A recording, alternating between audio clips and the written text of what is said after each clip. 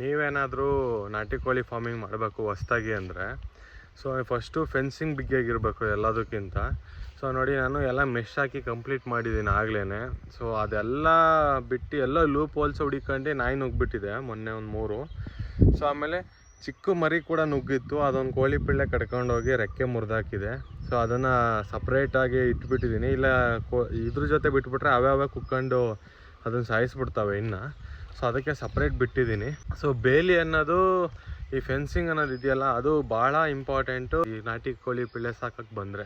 ಇದು ತೋಟದಲ್ಲಿ ಬಿಡ್ತೀವಲ್ಲ, ಸೊ ಹಂಗಾಗಿ ಎಲ್ಲ ಕಡೆನೂ ಗಟ್ಟಿ ಮಾಡಬೇಕು. ಸೊ ಎಲ್ಲೆಲ್ಲಿ ಜಾಗ ತೂತ ಮಾಡ್ಕೊಂಬಂದಿತ್ತು ನಾಯಿ ಅಲ್ಲೆಲ್ಲ ಕಲ್ಲು ಹೊಡೆದಿದ್ದೀವಿ ಇವಾಗ. ಸೊ ಮತ್ತು ಗ್ರೀನ್ ನೆಟ್ ಹಾಕ್ಬೇಕಿನ್ನು. ಸೊ ಅದನ್ನು ಹಾಕಿದ್ರೆ ನಾಯಿಗಳಿಗೆ ಗೊತ್ತಾಗಲ್ಲ ಹೋಗಿ ಇಲ್ಲಿ ಕೋಳಿ ಪಿಳ್ಳೆ ಇದೆ ಅಂತ. ಸೊ ಅದೊಂದು. ಸೊ ಅದು ಹಾಕಿ ಆಮೇಲೆ ಮೀನಿನ ಬೆಲೆ ಹಾಕಿದ್ರೇ ಅಲ್ಲಿದೆಯಲ್ಲ ನೆಟ್ಟು ನಾನು ತೋರಿಸಿದ್ದೀನಲ್ಲ, ಮಿಸ್ ಹಾಕಿ ನೀವು ಕೋಳಿ ಪಿಳ್ಳೆ ಬಿಟ್ಟಿದ್ದೀವಲ್ಲ, ಸೊ ಅದನ್ನ ಹಾಕಿದ್ರೆ ಸುತ್ತ ಹಾವುಗಳು ಬಂದು ಅಲ್ಲಿ ಸುತ್ಕೊಂತವೆ. ಸೊ ಅದು 4 ಹಾವುಗಳು ಸುತ್ಕೊಂಡಿದೆ ಆಳೆ ನಮ್ಮ ಫ್ರೆಂಡ್ ಅವ್ರದ್ದು ತೋಟದಲ್ಲಿ. ಅವರು ಹಿಂಗೆ ನಾಟಿ ಕೋಳಿ ಫಾರ್ಮಿಂಗ್ ಮಾಡೋರೆ.